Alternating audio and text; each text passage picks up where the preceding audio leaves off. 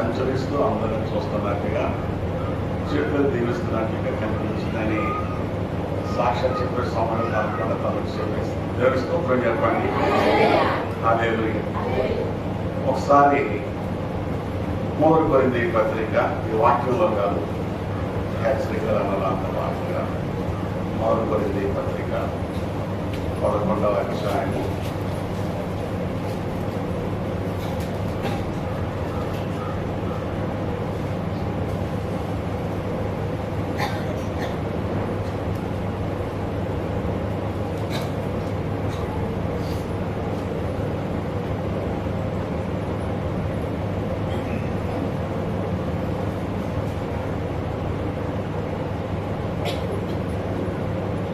11వ అధ్యాయము 3వ వచనాన్ని చూద్దాం.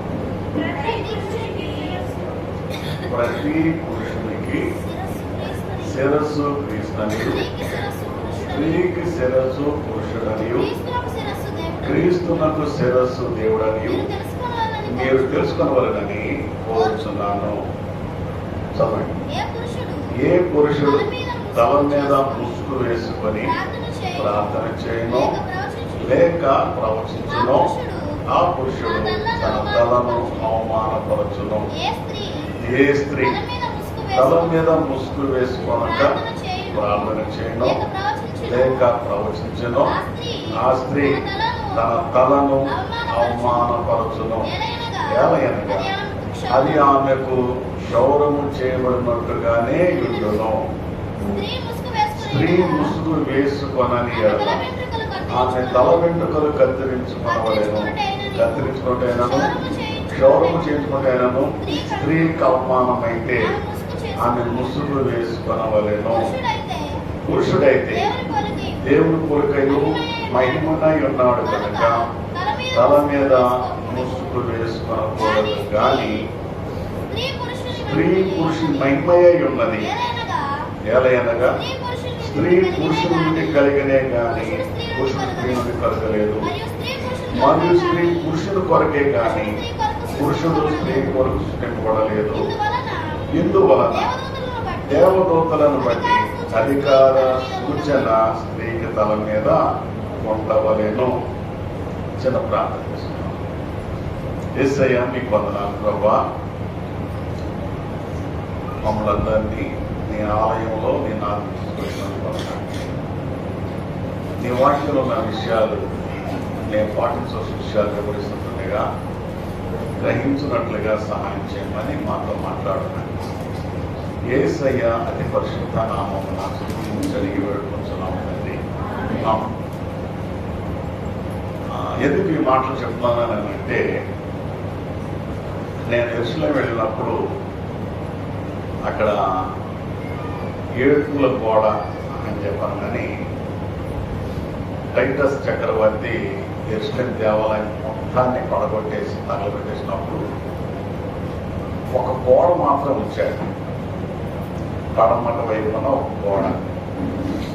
అది మట్టికి ఎందుకు ఉంచాడు అని అంటే, వీళ్ళు దాన్ని చూసినప్పుడల్లా తలుచుకుని ఏడవాలి అని చెప్పానని అది అట్లా ఉంచాడు అని అంటారు. అయితే అక్కడ వాళ్ళ సాంప్రదాయం ఏంటని అంటే, మా వాళ్ళందరూ కూడా ఇక్కడ ప్రార్థిస్తగలితే తల మీద ఖచ్చితంగా చిన్న టోపీ కెప్పాయిలు అని అంటారు. నాకు ఏదో పేరు అది ఇస్తారు.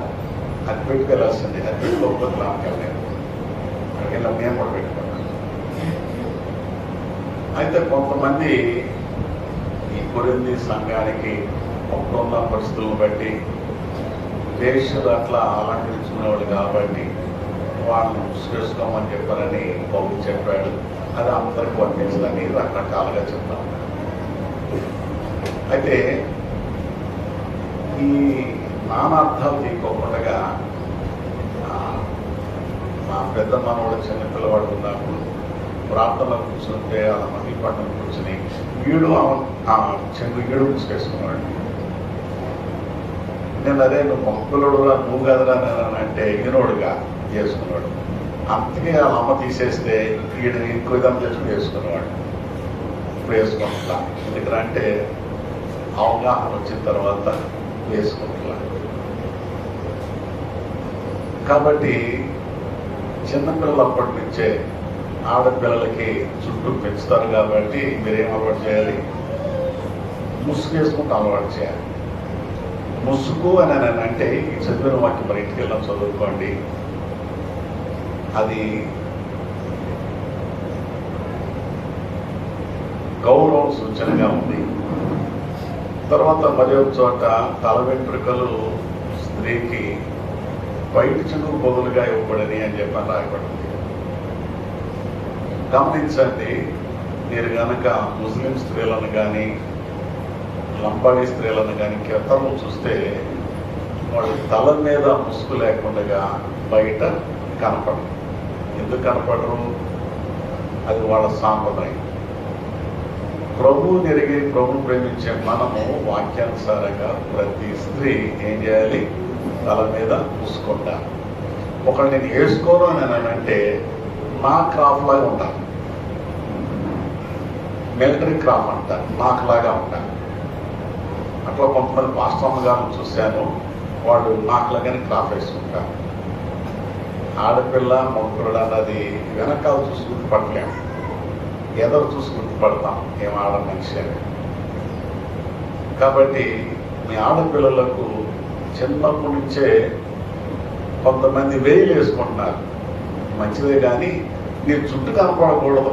అది వేలు అంటే అర్థం ఏంటరా అంటే, ముసుగు అనేది అర్థం ఏంటరా అంటే, నువ్వు ఏ పూలు పెట్టుకున్నావు, నువ్వు ఏ నగరం పెట్టుకున్నావు, ఏ ఆభరణం కనపడేటట్టుంటే అది కాదు. స్టైల్స్ ఎక్కువైపోయినాయి కదా, కాబట్టి ఏదో వేలు పెళ్లి కూతురు వేసుకున్నట్టు వేసుకుంటున్నారు, అది కాదు. ఖచ్చితంగా మరి మన తెలుగు సాంప్రదాయం ఖచ్చితంగా చీరలు కట్టుకుంటారు కాబట్టి ఆ చెడుగా దాన్ని ముసుగు వేసుకోవాలి. అది మా టీటీ వాళ్ళ సంఘంలో వేసుకోరు, కానీ తను ఇక్కడికి వస్తే మాత్రం వేసుకుంటుంది. ఎందుకని అంటే ఇక్కడ సాంప్రదాయం ముసుగు వేసుకోవాలి. ఖచ్చితంగా బ్యాగ్లో పెట్టుకొని సున్నేది ఏదంటా తెచ్చుకుంటుంది, అది వేసుకుంటుంది. వాళ్ళ దగ్గరికి వెళ్తే వేసుకోండి.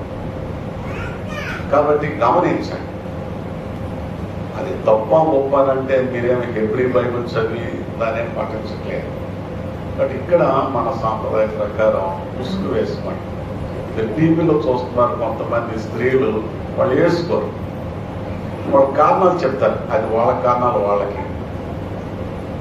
మనల్ని ఎవరు ఇబ్బంది పెడుతున్నారు కాబట్టి ఆడపిల్లల తల్లులు ఏం చేయాలి? పిల్లలకు ముసుగు ధరించడం నేర్పించాలి. అది దుబాయ్ ప్రాంతంలో అయితే మంకీ క్యాప్, ఆడపిల్లలకు ఒక క్యాపే ఉంటుంది. అది తర్వాత ముందుకు వేసుకుంటేనేమో ముందుకు కళ్ళు కనపడటానికి మాత్రమే ఉంటుంది, మిగతా కవర్ అయిపోయింది. కాబట్టి ముసుగు వేసుకోండి, ముసుగు వేసుకోండి. తర్వాత ఈ మైకు స్పాంజ్ తీసేస్తున్నాను, తీయొద్దు. ఒకవేళ మీకు సౌండ్ ఎక్కువ రాదని అభిప్రాయం ఉంటే సౌండ్ పెంచుకోండి. 1-2 సార్లు పడిపోయి పగిలిపోయింది. ఆ స్పాంజ్ ఉంటే ఏమవుతుంది? పొరపాటున జారిన పడదు. ఇంకోటి ఏంటంటే మనం మాట్లాడుతుంటే నోటి తుంపర్లు వచ్చి పడతాయి, దాని మీద ఉన్న ఐరన్ మెష్ తుప్పట్టిపోతుంది. తర్వాత ఒకరు మాట్లాడుతూ ఉంటే దానివల్ల అనారోగ్యాలు వస్తాయి. లేదది తీసేస్తే మీ సొంత కర్చీఫ్ను పెట్టుకోండి. మీరు అయిపోయిన తర్వాత మీ కర్చీఫ్ పట్టుకెళ్ళిపోండి, అంతేగాని తీసేస్తే పెట్టుకుని వాడదు. నేను పెట్టించాను, మళ్ళీ తీసారు, చినిగిపోయింది. అది 10 రూపాయలు కాదు, అది స్పాంజీ. కారు పెట్టి కొత్త సంవత్సరానికి వేసారు, దాన్ని కవర్ ఏం చేశారో తెలియదు, ఎవరు వేసారో తెలియదు. ఇవాళ నేను వచ్చినా తీశాను. దాన్ని ఉతకగలమా? ఉతికితే బాగుంటుందా? ఎవరు తీశారు? ఆ కవర్ ఎక్కడ పెట్టారు?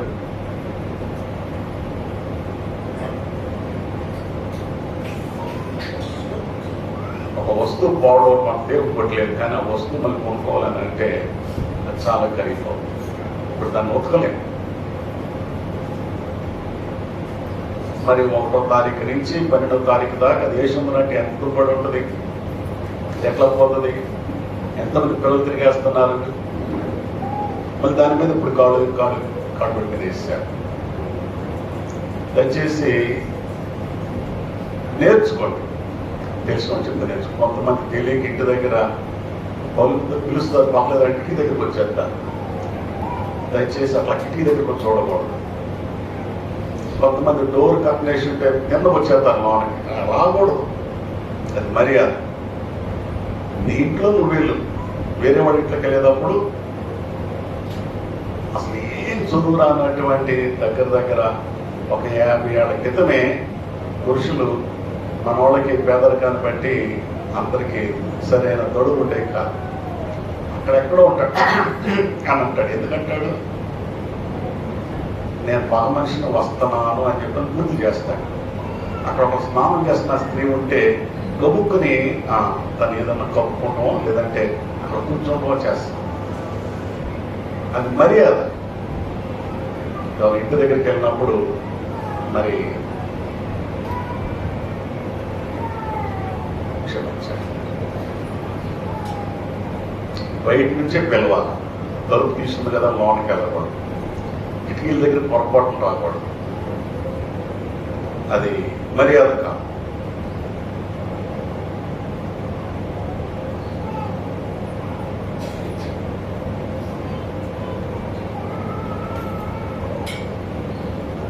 కొన్ని నేర్చుకోవాలి. తక్కువస్తే చెయ్యి అడ్డం పెట్టుకోవాలి, ఆవునెత్తి వచ్చినా కానీ చెయ్యి అడ్డం పెట్టుకోవాలి, దుమ్ము వస్తే అడ్డం పెట్టుకోవాలి. ఇప్పుడైతే చెయ్యి కాదంట, మోచేయి అడ్డం పెట్టుకోవాలంట. మళ్ళా కరోనా లక్షణాలు లాంటివి వచ్చినాయి అని చెప్పని అంటున్నారు. మా దేశంలో కూడా కొన్ని కేసులు బయటపడ్డానంట.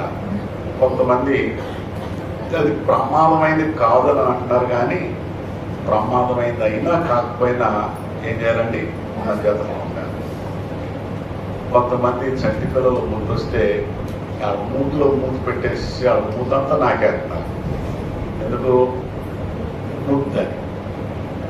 మన లాలాజలంలో చాలా బ్యాక్టీరియా ఉంటుందట. ఆ ముద్దుతో ఆ పిల్లల యొక్క ఆరోగ్యాలు చెడగొడతాం. నీకు అంతే ముద్దు వస్తే చేతితో పట్టుకు పెట్టుకో తప్ప నువ్వు మూతి నాకపోక, బొగ్గలు చీకైపోక. చిన్నపిల్లలు ముద్దు వస్తారు, మంచిదే. ఆ ముద్దుని వాళ్ళకి అనారోగ్యం వచ్చే చేయబోకండి. ఇప్పుడు వచ్చేటువంటి ఈ ఈ కరోనా దానికి లక్షణాలు ఏంటంటే చిన్న పిల్లలకి, తర్వాత 60 సంవత్సరాలు పైబడిన వృద్ధులకి ఇమ్యూనిటీ పవర్ అంటే వ్యాధి నిరోధక శక్తి తక్కువ ఉండడం కారణంగా తొందరగా అటాక్ పోతుందట.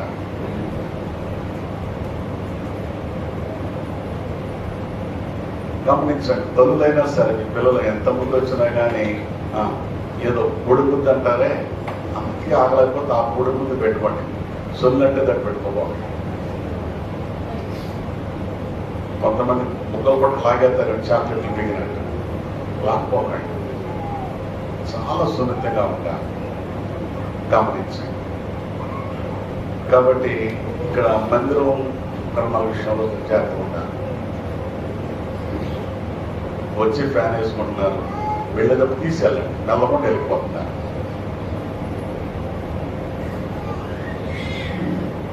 మొన్న మాస్టర్ గారు చెప్తారు, ఎవరు నిద్ర రాట్లేదనంటే గుడికెళ్ళు బ్రహ్మాండం వస్తుంది నిద్ర అంటారంట. ఎక్కడికి వెళ్తే నిద్ర వస్తుంది? చర్చికి వెళ్తే నిద్ర వస్తుంది. ఎందుకు వస్తుంది? అక్కడ వాక్యం వినేవాడు తక్కువ, నిద్రపోయేవాళ్ళు ఎక్కువ.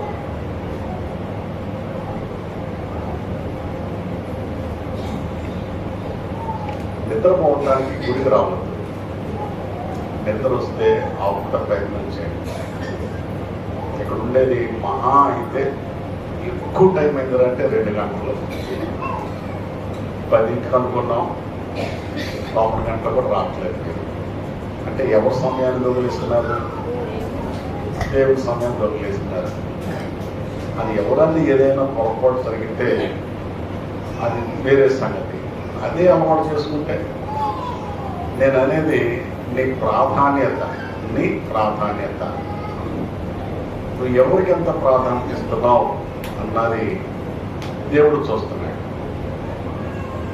గతంలో చెప్పాను కదా, మ్యాచ్ వచ్చినప్పుడు లేచి కరెంటు పోద్దామని మోటార్ స్విచ్ ఆన్ చేస్తే నువ్వు దేవుడికి ప్రాధాన్యత ఇవ్వలేదని చెప్పాను అన్నాడు.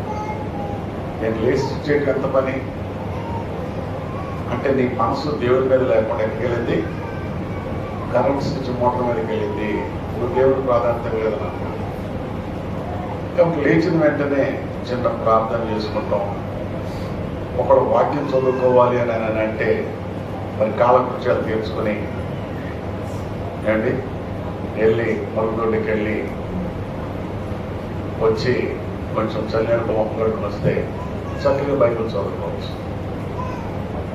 మీరు ఈ టైం చీటే వరకు ఎంత అని చెప్పాలని ఒక క్రమం ఉండాలి. సమయానికి రావాలి.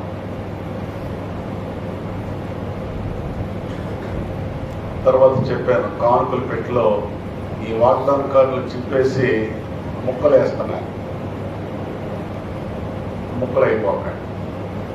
మీ మనవాళ్ళకి మనవరాళ్ళకి వేయించేటప్పుడు మీరేసే కాళ్ళకి చేయించండి. నువ్వే వేయక్కర్లా. ఎందుకంటే నేను నా హృదయాన్ని ఎవరు చూస్తున్నారు? దేవుడు చూస్తున్నాడు. కాబట్టి నువ్వేసేవా పిల్లడేసాడానికి అక్కర్లా, అయిపోకండి. తర్వాత కొంతమంది పిల్లలకి ఈ 5 రూపాయలు 10 రూపాయలు ఇస్తున్నారు. సరే నీకు అదేముందంటే ఏమంటే నేనేం కాదన్నా. చినిగిపోయి వేస్తున్నారు. ఇంకా చినిగిపోయి వేస్తున్నారు. నేను చూడలేదు ఎవరు వేసారు చినిగిపోయిన నోటు. ఎవరు చూస్తున్నారు? ప్రభువు చూస్తున్నారు. ఈ గుర్తు పెట్టుకోండి. వచ్చిన వెంటనే మోకరించి ప్రార్థన చేసుకోండి. రావలసిన వాళ్ళ కొరకు ప్రార్థన చేయండి. వర్తమాన కొరకు ప్రార్థన చేయండి. తర్వాత సమయాన్ని ముగించాలి ప్రభు కూడా ప్రార్థన చేయండి. ఒక్కోసారి నాలుగు గాడు పడుకుంటుందండి. మీరు ప్రార్థన చేస్తూ ఉండాలి. కాబట్టి ఈ రకంగా ఈ కొన్ని సూత్రాలు మీరు పాటించాలి. కుర్చీ ఇరిగిపోయింది అంటే పట్టించుకుంటున్నా, కరెంట్ బిల్లు కట్టలేదంటే పట్టించుకుంటున్నా, మైక్ పోయిందంటే పట్టించుకుంటున్నా.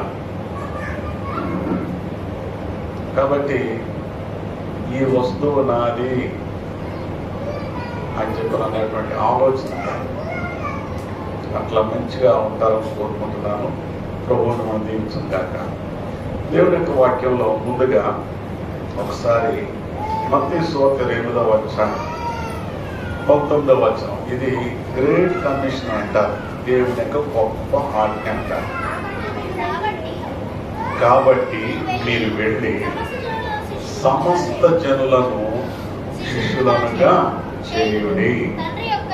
తండ్రి యొక్క కుమారుని యొక్క పరిశుద్ధాత్మ యొక్క నామములోనికి వారికి బాప్తిస్మమిస్తూ నేను మీకు ఏ ఏ సంగతులు ఆజ్ఞాపిస్తున్నాను వాటన్నిటినీ గాయకొనవలెనని వారికి బోధించు. శిష్యులు చెప్పినటువంటి గొప్ప ఆజ్ఞ. మీరు వెళ్ళి సమస్త శిష్యులకు ఏం చేయాలి? సమస్త జనులను శిష్యులుగా చేయండి. శిష్యులు అని అంటే ప్రియమైన వాళ్ళరా, నేర్చుకునేవాళ్ళు, వినేవాళ్ళు, పాటించేవాళ్ళు, దాన్ని గైకొనేవాళ్ళు, ఇతరులకు నేర్పించేవాళ్ళు, ఆ తర్వాత అప్పుడు గురువులు అవుతారు. కాబట్టి ఇప్పుడు ఈ మాటలు వింటున్నా మన సంఘంలో ఎంతమంది శిష్యులు ఉన్నారు? నేను ఏనాడు మారా, అయ్యగారు రాకముందే మారా, వచ్చిన కొత్తలో మారా అంటే దగ్గర నువ్వు మారి 35-40 సంవత్సరాలు అయింది. విశ్వాసివా, శిష్యుడువా? యేసయ్య ఏం చెప్పారు? ఎవరు తయారు చేయమన్నారు? శిష్యులు తయారు చేయమన్నారు. మరి తయారు చేయడం అంటే ఎప్పుడు తయారవుతారు? మీరు ఎప్పుడు నేర్చుకుంటారు? ఏంటి సైకిల్ ఏదో పట్టుకుని ఉంచుంటే తప్ప నేను తొక్కనోడు సైకిల్ వచ్చినట్టేనా?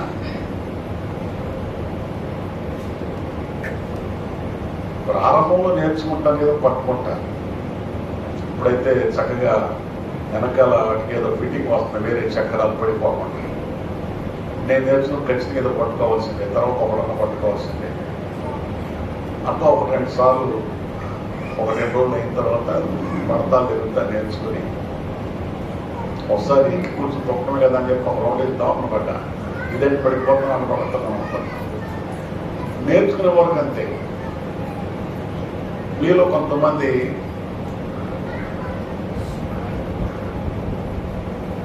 ప్రార్థన చేపిస్తారని చెప్పని గుడికి రావట్లేదు అన్నట్టు విన్నాను నేను. మరి ప్రభుత్వంలో పాల్గొంటున్నాం,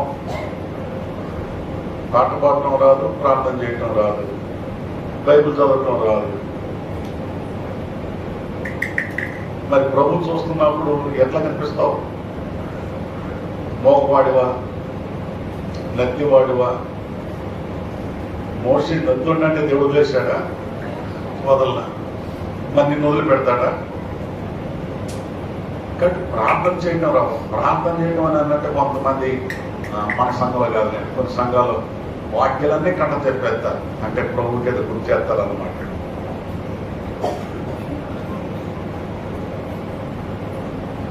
నీ వ్యక్తిగత ప్రార్థనకి ప్రభు ఈ వాగ్దానం ఇచ్చావు కదా, ఈ వాక్యం మాట్లాడావు కదా, మరి నా విషయంలో నెరవేర్చుకోవడం అవడం తప్పులేదు. కానీ వాగ్దానాలే వాక్యాలకు వచ్చిన కట్ట వాక్యాలన్నీ చెప్పేస్తుంటే ఎట్లా ప్రార్థన? మరి కొంతమందికి వ్యక్తిగత ప్రార్థనకి, కుటుంబ ప్రార్థనకి, సంఘ తేడా తెలియదు. ఒకసారి ఒక ఆయన్ని ప్రార్థన చేయమనంటే ఆయన మొదలెట్టాడట. ఆ రోగికి సీరియస్గా ఉంది. సీరియస్గా ఉంటే ప్రార్థన చేయమనంటే ప్రార్థన మొదలెట్టిన తర్వాత ప్రభు అమెరికాలో ఉన్న రోగులందరినీ బాగు చేయి, జపాన్ బాగు చేయి, పశ్చిమ మొత్తం ప్రపంచ దేశాలని చెప్పుకుంటున్నాడు. వీళ్ళు తీసుకెళ్ళిపోయారు, దారిని చచ్చిపోయాడు. ఏంటి ఏమైందని అంటే చచ్చిపోయాడు. ఎప్పుడు చచ్చిపోయాడంటే మీరు అమెరికాలో ఉన్నప్పుడు చచ్చిపోయాడు. ఏం ప్రార్థన చేయాలి? వాక్యం కొరకంటే అయ్యా ఈ వాక్యం ద్వారా నాతో మాట్లాడు, మాతో మాట్లాడు, వినేటట్లుగా చేయి, గ్రహించేటట్లుగా చేయి, నా అర్థంగా చేయి. అది ప్రార్థన. అంతేగాని ప్రార్థన చేయమన్నారు కదా ఏదేదో చేస్తా ఉంటే అది కూడా కాదు.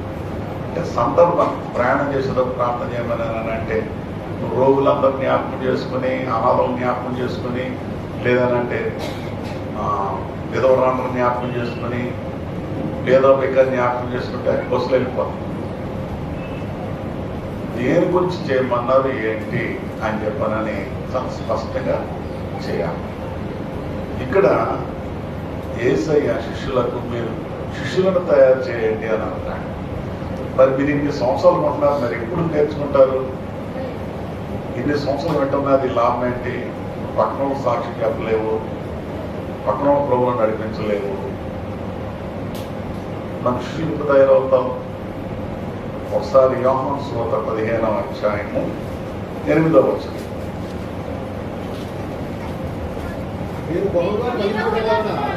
మీరు బహుగా ఫలించడం వలన నా తండ్రి మహిమపరచబడును, ఇందువలన మీరు నా శిష్యులవుదురు.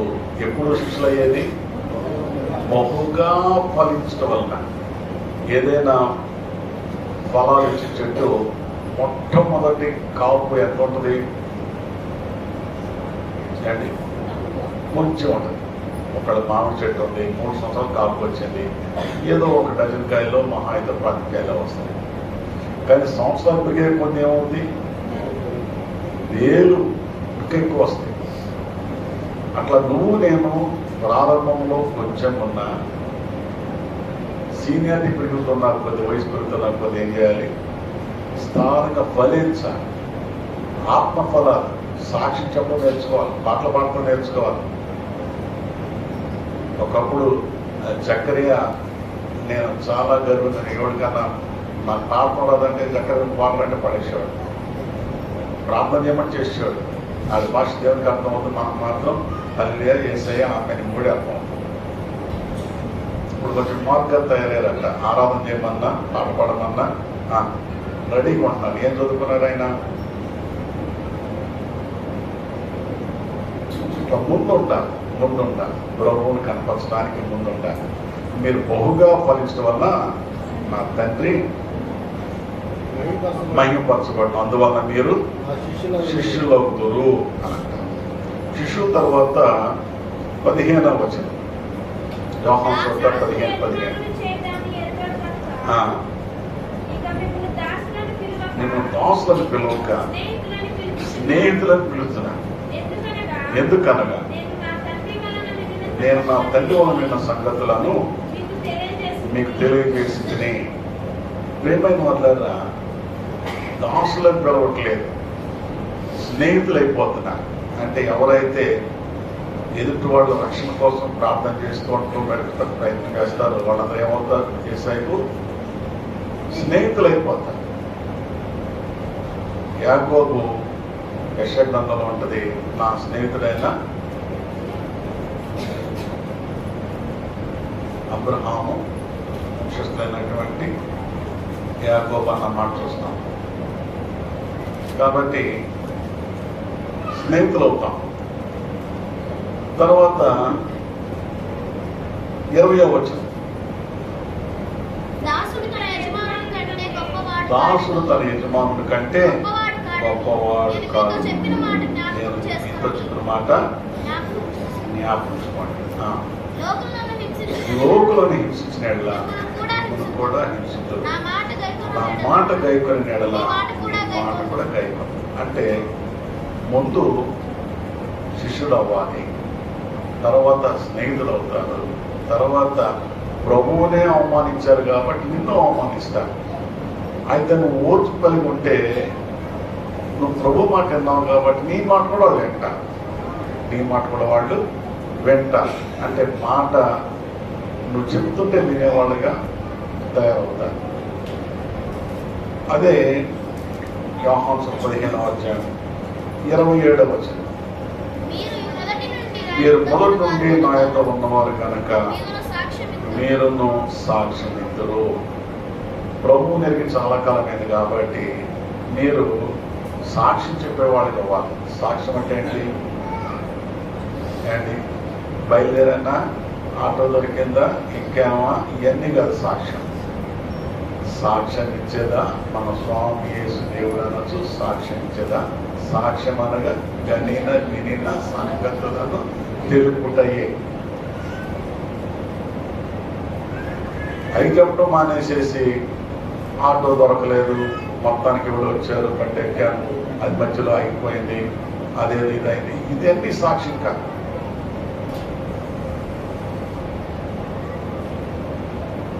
ప్రభు నీకు ఇచ్చిన వాగ్దానం ఏంటి, లేదా నీకు జరిగిన మేలు ఏంటి, అది సాక్షి చెప్పాలి.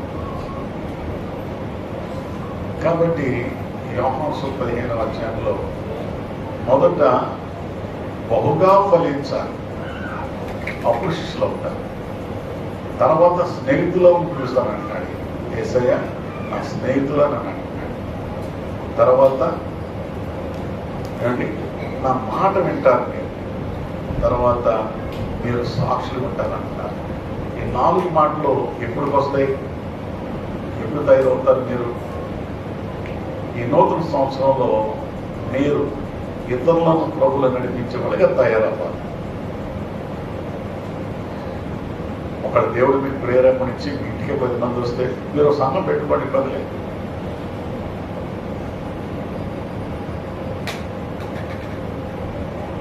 దానికోసం అయ్యగారితో ప్లేయో పట్టి ఏదో మొక్క పెట్టుకుని గొడవ పెట్టుకుని గుడికి రావడం మానేసి అంటే చేయక్కర్లేదు. దేవుడిని తలంపించాడు, ప్రేరేపణ ఇచ్చాడు, నీ ద్వారా కొన్ని ఆత్మలు వస్తామని. కొత్త ఆత్మలు పెట్టుకో, సంఘం పెట్టుకో, ఎవరు కదన్నారు. ఆయన రాకడదనం దగ్గరికి వచ్చినాయి, ఎంతమందిని మారుస్తారో దాన్ని బట్టి దేవుడు ప్రతిఫలం ఇస్తాడు. ఇక్కడికి వచ్చి నా ప్రసంగం నచ్చని నిద్రపోయి నరకానికి వెళ్ళే కన్నా ఇంకో చోటుకి వెళ్ళి అక్కడ వాక్యం చక్కగా విని పరలోకానికి వెళ్ళడం మంచిది కదా.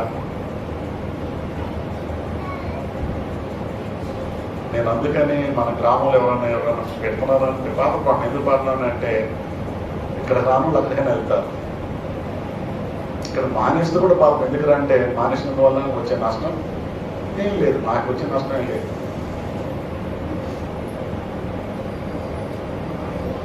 కాబట్టి మన గ్రామంలో ఎవరైనా యేసు ప్రభు మాకు తెలియదు అని చెప్పానంటే దేవుడు నన్ను నిన్నుబడి ఎక్కడుతాడు.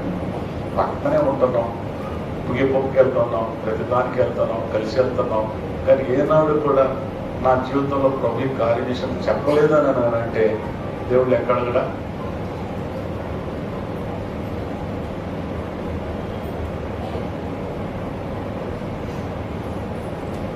మోయాబీలు అయినటువంటి రూతు ఎట్లా మారింది? ఎవరిని బట్టి మారింది? అత్తగారిని బట్టి.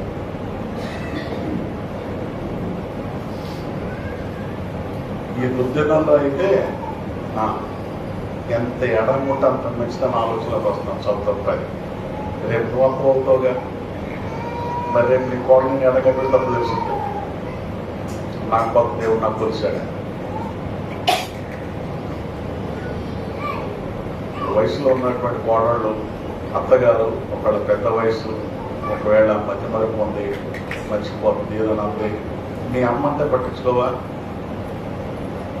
మీ అమ్మకు వదిలేసే క్షమించు పెట్టుకో. లేదా ఒకళ్ళు కోడలు తప్పు చేసిన తప్పు అంటే పెట్టు విషయంలో, లేదంటే కాలం పెట్టు విషయంలో చక్కగా చెప్పు, అమ్మ ఇట్లా కదా ఇట్లా అని చెప్పు. ఈ సెల్ ఫోన్ వచ్చిన బ్యాడ్ ఏంటంటే ఏమండి, ప్రతి వంటకం ప్రతిదీ కూడా సెల్ ఫోన్లో వస్తుంది. నేను చెప్పే సలహా ఏంటంటే నీకు వచ్చిన దాన్ని నువ్వు చెయ్యి, అంతేగాని సెల్ ఫోన్ చూసి చేయబోక. సెల్ ఫోన్ చూసి చేస్తే అది ఒక్కదాంతో కాదు, 4 రకాలు చేస్తాం. ఈ 4 రకాలు ఒక దాంట్లో వేస్తాం, మొత్తం చేస్తుంది. ఒకప్పుడు సెల్ ఫోన్ లేనప్పుడు ఎట్లా నేర్చుకున్నారు వంటలు? ఇక్కడ మనోళ్ళు ఏంటి కొత్తిమీర కరివేపాకు లేకుండా వంటలు చేయలేదా? ప్రతిసారి వచ్చినాయి అన్నీ. కూలిపోయితే చేపల కూర వండలేదా? మరి నిన్ను కావాలన్నా చెరగొడుతున్నావు. కాబట్టి మీకు ఆలోచన రావాలి. మిక్సీలు వచ్చినాయి, గ్రైండర్లు వచ్చినాయి, కుక్కర్లు ఎన్ని వచ్చిన తర్వాత వంట రాసిపోతున్నట్టు ఏమనాలా? గ్యాస్ లేదన్నప్పుడు, పంపు లేదన్నప్పుడు, ఊరు బయటికి వెళ్ళి తెచ్చుకోవాలన్నప్పుడు, పొలంతో మంట వేసుకోవాలన్నప్పుడు, మరి సకాలానికి పనికి వెళ్ళిపోయారుగా, కూలికి వెళ్ళిపోయారుగా, ఉద్యోగానికి వెళ్ళిపోయారుగా. ఒకళ్ళిద్దరు పిల్లల్ని కాకుండా రెడీ చేయడానికి ఇబ్బంది పడిపోతున్నారు. మరొకప్పుడు చిన్న కుటుంబం అంటే 6 పిల్లలు, పెద్ద కుటుంబం అంటే 25 మంది దాకా ఉన్నారు, మినిమం 12 మంది ఉన్నారు. మన ఊర్లోనే దగ్గర 14 మంది పైన కన్నవాళ్ళు ఉన్నారు పిల్లల్ని. మరి ఎట్లా పెంచారు వాళ్ళని? వాళ్ళకి ఎట్లా స్నానం చేయించారు? దురదృష్టం ఇంట్లో పంపు ఉండగానే మంచినీళ్ళు ఉండవు. ఎందుకని? పంపు వచ్చిన లేకరు.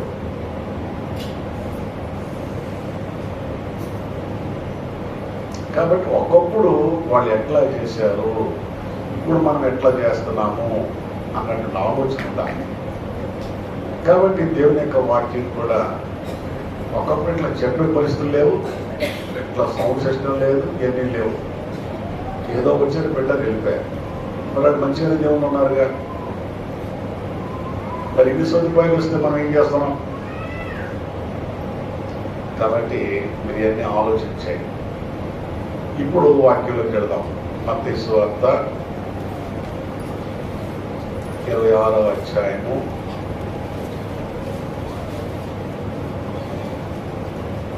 57వ వచనం నుంచి.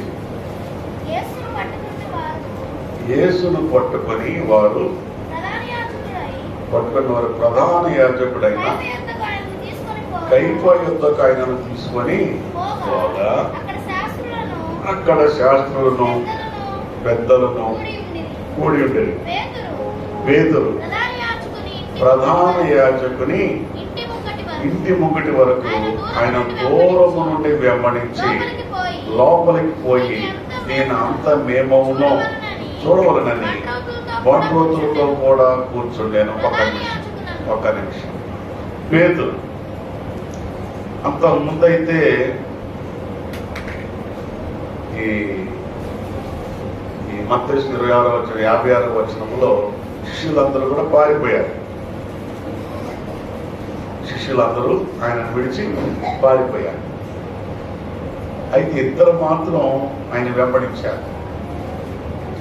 ఇద్దరిలో పేతురు పేరు రాయబడి ఉంది, మరొక శిష్యుడి పేరు రాయబడలేదు. అయితే కొందరు పెద్దల యొక్క అభిప్రాయం ఏంటంటే యోహాను సువార్త 20 ప్రకారం యోహానే అంటారు. అయితే పేతురు ఏం చేశాడంటే దూరంగా వెంబడించాడంట. దూరంగానంటే మన భాషలో అంటి అంటున్నట్టు, ముట్టి ముట్టనట్టు దూరంగా, గుడి మానేసినట్టు కాదు, అట్టని వచ్చినట్టు కాదు, ఏదో ఆదరిస్తున్నట్టు. పేతురు దూరము నుండి వెంబడించాడు, దూరం వెంబడిస్తున్నాడు. మనలో చాలా మంది ఏదో ఉద్రేకంగా ప్రభువులోకి వస్తున్నారు, తర్వాత జారిపోతున్నారు, జారిపోయినదో జారిపోయానని చెప్పి అట్లయి ఉంటున్నారు. మనం కలిపితే మా ఇంట్లో సంగతి నీకేం తెలుసు అయ్యారా అని అంటున్నారు.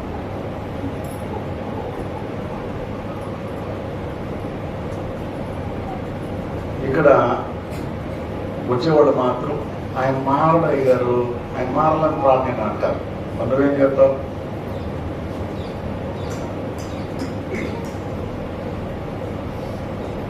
నేను నా జీవితం మాదిరిగా ఉంటా, నేను నా జీవితం మాదిరిగా ఉంటా. ప్రియమైన వాళ్ళ పేతురు దూరంగా వెంబడిస్తూ ఉన్నాడు.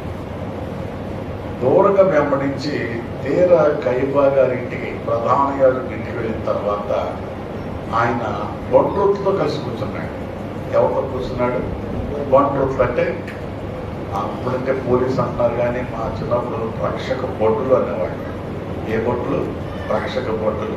బొట్టులు అంటే సైన్యంతో సమానం, పోలీసు. ఆనాడు ఏసైని బంధించడానికి వచ్చినటువంటి బొట్టులతో పాటు పేతురు కూర్చున్నాడు. ఈయనకేంటి సంబంధం? ఈయన బొట్టుడా? వాళ్ళతో కూర్చున్నాడు అని అన్నారంటే కొంతమంది ఏమంటారని అంటే ఆయనకి భయం వేసి అంట, భయం వేసి శిష్యుడేమో ప్రధానంగా ఇంట్లోకి వెళ్ళిపోయాడు. మళ్ళీ ఒకసారి వెనక్కి అక్కడ కాపలాదారు అమ్మాయి ఉంటే అమ్మాయికి చెప్పి పేతురు కూడా లోనకు తీసుకెళ్ళాడు.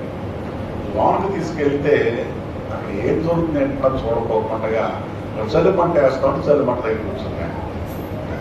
చలిమంట వెలుతురులో ప్రియమైన వాళ్ళ ఇక్కడ మత్తయి సువార్తలో 2 సందర్భాల్లో చిన్నది చిన్నది అని చూస్తుంటాం. చూడండి, మత్తయి సువార్త 6వ అధ్యాయం 69వ వచనం. పేతురు వెలుపట ఉండగా కూర్చుని ఉండగా ఒక చిన్నది అతని యొద్దకు వచ్చి, నీవును గలిలయ దేశంలో కూడా ఉంటుంది కదా అనేను. చదువు. అందుకు అతను నేను ఉండలేదు, నువ్వు చెప్పు సంగతి నాకు తెలియదని అందరి ఎదుట అనేను. ఏమండి, అంత ముందు రోజు యేసయ్య చెప్పాడు, నా కోసం ప్రాణం పెడతావా? తెల్లవారి కోడిపోయి మునుపు ఏం చేస్తావు? మొక్కుతావు. మొక్కుతావు అంటే ఏంటంటే దబాయిస్తావు. అబద్ధం అంటే అబద్ధం వేరు, మొక్కటం అని అంటే నీకు ఎలా నిజం అని చెప్పానని రూఢి చేయటం అంటారు. మొక్కుతాం, బొక్కాయించడం, దబాయించడం మొక్కుతాం. మళ్ళీ తర్వాత ప్రియమైన వాళ్ళ 72 అతడు ఒట్టు పెట్టుకొని నేను ఉండలేదు. కొంతసేపు అయిన తర్వాత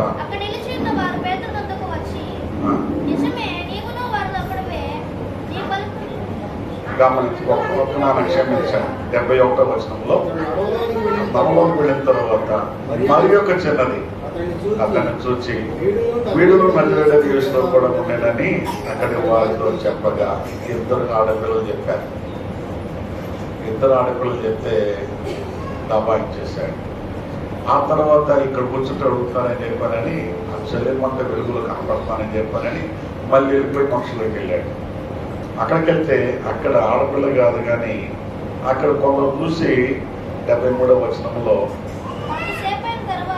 కొంతసేపు అయిన తర్వాత అక్కడ నిల్చున్న వారు పేతురు వద్దకు వచ్చి, నిజమే నీవులో వారిలో ఒకడవే, నీ పలుకు నిన్ను గూర్చి సాగించుతానని అతనితో చెప్పి, అందుకతడు ఆ మనిషిని ఎరుగనని చెప్పి శపించుకున్నటకును ఒట్టు పెట్టుకున్నటకును మొదలు పెట్టాను. వెంటనే కోడి కూసెను. గమనించండి, యేసయ్య చెప్పింది జరిగింది. పేతురు దూరంగా వెంబడించాడు. ఇవాళ నువ్వు నేను యేసయ్యను నమ్ముకొని అంటున్నట్టుగా వెంబడిస్తే మనం దేవునికి దూరంగా అవుతాం. తర్వాత నేను దేవుని బిడ్డనని బుక్కాయిస్తాం. దానివల్ల ఏంటి ప్రయోజనం? అయితే యేసయ్య మాత్రం వీళ్ళు ఎన్ని చేసినా మౌనంగా ఉన్నాడు. మౌనంగా ఉంటే ఈ యొక్క ప్రధాన యాజకుడు కయప ఏం చేశాడు అని అంటే 63వ వచనంలో, అందుకు ప్రధాన యాజకుడు ఆయనను చూసి, నీవు దేవుని కుమారుడైన క్రీస్తు అయితే ఆ మాట చెప్పుమని, ఏనండి, జీవము గల దేవుని తోడని నీకు ఆనబెట్టుచున్నానెను. అందుకు యేసు, నీవన్నట్టే ఇది మొదలుకొని మనుష్య కుమారుడు సర్వశక్తిని కుడిపార్శ్వమున కూర్చుంటాయి, ఆకాశ మేఘలుడై వచ్చుతాయి, మీరు చూతురని చెప్పగా. గమనించాలి, ఇక్కడ అప్పటి వరకు మౌనం ఉన్నటువంటి యేసయ్య ఇప్పుడు ప్రధాన యాజకుడు ఆనబెట్టడానికి ఒట్టేస్తున్నాను, జీవంగా దేవుడి పేరు మీద ఆనబెడుతున్నాను చెప్పానని అంటే అప్పుడు నోరు తెరిచాడు. అదైనా నువ్వన్నట్టే అంటే నువ్వేమంటున్నావో అది నిజమే అన్నాడు. అప్పుడు ప్రధాన యాజకుడు గొడవలు తెచ్చుకుని మన సాక్షితో పని ఏంటి అని చెప్పానని, నీకేమనిపిస్తుందని అడిగితే అందరూ ఆ దేవదోషం చేస్తాడు కాబట్టి చెప్పండి. వాస్తవానికి ప్రధాన యాజకుడు ప్రియమైన వాళ్ళారా మత నాయకుడిగా ఉన్నాడు, కానీ శిక్షించడానికి అర్హత లేదు, శిక్ష వేసే అధికారం లేదు. ఇప్పుడు రోమా ప్రభుత్వం అధికారంలో ఉంది కాబట్టి పిలాతు అధికారంలో ఉన్నాడు. పిలాతు దగ్గరికి వెళ్ళాలి. పిలాతు ఏమో నీ మతపరమైన విషయాలు అయ్యా నాకేం తప్పు కనపడలేదు అన్నాడు. లేదు చంపే అధికారం మాకు లేదు, ఆయన సిలువ వేయాలి అని చెప్పాను. గమనించండి ప్రియమైన వాళ్ళ యేసయ్య ఇవన్నీ తెలిసే ఆయన ముందుగా నడుస్తూ ఉన్నాడు. ఆయన భయపడలేదు, మరణానికి భయపడలేదు, సులువు మరణానికి భయపడలేదు. వాళ్ళు తిట్టే తిండ్లకి, వాళ్ళ దెబ్బలకి, వాళ్ళ అవమానానికి భయపడలేదు. పేతురు భయపడి విడవిడంగా నడిచాడు. ఇవాళ నువ్వు నేను ఒకళ్ళు నువ్వు క్రైస్తవ పెట్టమంటారేమో భయపడుతున్నావా? ఏంటి ఒకళ్ళు బొట్టు పెట్టుకొచ్చారు, గుడి కాదన్నారు, పెట్టుకో. డోకరకి వెళ్ళేటప్పుడు ఏం బొట్టు పెట్టుకుని వెళ్తాం, గుడికి వచ్చి తీసుకురావటం వేస్తాను. ఎవరు చూద్దాం నిన్ను? ప్రభు తెలీదా? ఏదో బాపుస్తున్న పేరు మారుస్తున్నాము, ఏ గవర్నమెంట్ ఉద్యోగానికి వెళ్తున్నామని ఏ పేరు పెట్టి పిలుచుకుంటున్నాం? దేవుని వాక్యంలో నన్ను కనపరచు అని నేను కనపరుస్తానన్నాడు. ఎక్కడ కనపరుస్తున్నాం?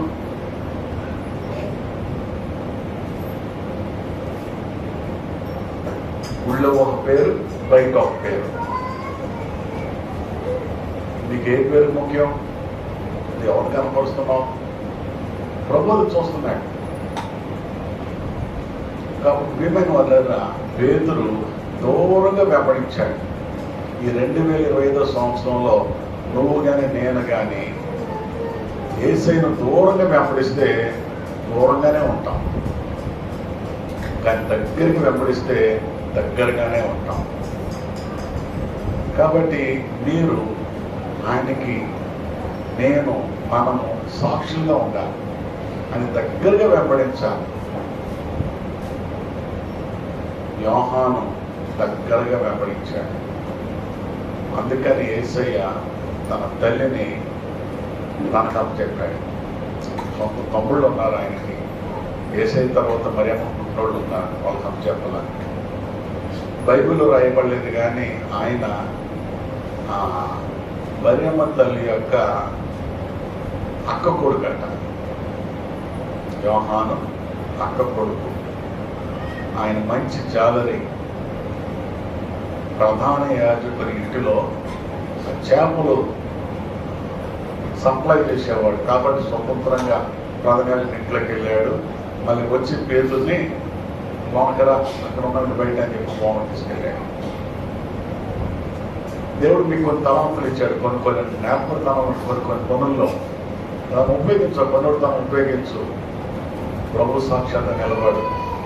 యోహాను నిలబడ్డాడు. నువ్వు ఎందుకు నిలబడతావు? నేను ప్రభు బిడ్డను చెప్పుకుంటాను, సిగ్గుపడితే పరలోక రాజ్యంలో దేవుడే ఉన్నాడు, నేను కూడా సిగ్గుపడతా ఉన్నాడు. అంటే వాళ్ళ నేను యేసయ్య నమ్ముకొని చెప్పడానికి సిగ్గుపడతావా? లేదా నేను యేసు ప్రభు నమ్ముకున్నానని చెప్తావా? ఆలోచన చేసుకుందాం. పేతురు దూరంగా వెంబడించాడు. నువ్వు కానీ నేను కానీ దూరంగా వెంబడిస్తే ఎవరు దూరం అవుతాం? దేవుడు దూరం అవుతాం. దేవుడు దూరం అవడం మంచిది, దగ్గర అవడం మంచిదా? దగ్గర నడవటానికి, దేవుడు వెంబడించడానికి ప్రభు మనకు సహాయం చేయాలి కాక.